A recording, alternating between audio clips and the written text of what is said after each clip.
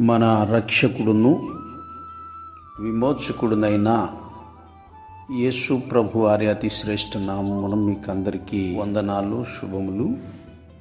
నేను క్రీస్తు కొరకు నరకానికి వెళ్ళి ధనవంతులులా చుక్క నీటి కొరకు కేకల వేయుట కంటే లాజరు వలె ప్రభువుని కలిగి ఈ లోకంలో అడుక్కు తిని బ్రతుకుతాను అంటూ డిఎల్ మూడీ అనేటువంటి మంచి దైవజనుడు చెప్పినటువంటి మాట మనకు బాగా తెలుసు. అదేంటంటే లూకాసు వార్తలో 16వ అధ్యాయములో 19వ వచనాన్ని ప్రారంభమవుతుంది. అది ఇప్పుడు చదవట్లేదు.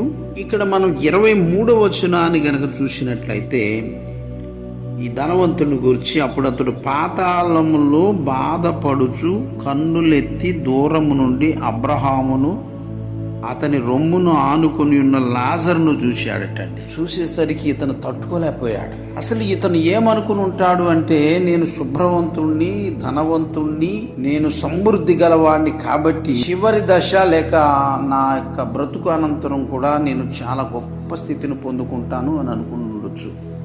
లాజరు ఇంకా ఏమాత్రం కూడా తను గొప్పతనాల గురించి, రుచుల గురించి ఆలోచించక కడుపు నిండటానికి ఆ ధనవంతుడి దగ్గర ఏదో రొట్టె తినకలు తిని బ్రతకడం జరిగినట్లు మనం అన్నీ చూసాము, చదివాము. అయితే అక్కడి నుంచి అతను చూసిన తర్వాత ఇతనికి దాహం పుట్టుకొచ్చింది. ఇదివరకు శీతల పానీయాలు, శీతల గిడ్డంగులు అంటే చల్లని ప్రదేశము, చల్లని నీళ్లు, చల్లని మంచి వాతావరణం అనిపించినటువంటి ఎంతోమంది పనివాళ్ళతో బ్రతికినటువంటి ఈ వ్యక్తి ఒకేసారి లాజరు సౌఖ్యమైన ప్రదేశంలో ఉన్నటువంటి నేను ఇక్కడ ఉన్నటువంటి, అయితే నాకేదో తేడా జరిగిందని చెప్పేసి కేకేసి తండ్రి అయిన అబ్రహామా, నా యందు కనికరపడి తన వ్రేలు కొన్న నీళ్లలో ముంచి నా నాలుకను చల్లార్చుటకు లాజరును పంపు, నేను అగ్ని జ్వాలల్లో యాతన పడుచున్నానని కేకలు వేసి చెప్పాడట. అప్పుడు అబ్రహాం చెప్పాడు 25వ వచనంలో, అందుకు అబ్రహాము, కుమారుడా, నీవు నీ జీవితకాలం ముందు నీకు ఇష్టమైనట్టు సుఖం అనిపించుతివి, అలాగనే లాజరు కష్టం అనిపించినని జ్ఞాపకం చేసుకున్నాము. ఇప్పుడైతే వాడు ఇక్కడ నెమ్మది పొందుతున్నాడు, నువ్వు యాతన పడుచున్నావు. అంతేగాక ఇక్కడ నుండి మీ యొద్దకు దాటగోరు వారు దాటజాలకుండునట్లును, అక్కడి వారు మా యొద్దకు దాటి రాజాలకుండునట్లును మాకును మీకును మధ్య మహా అగాధం ఉంచబడి ఉన్నదని చెప్పలే. ఇదంతా మనకు బాగా తెలుసు.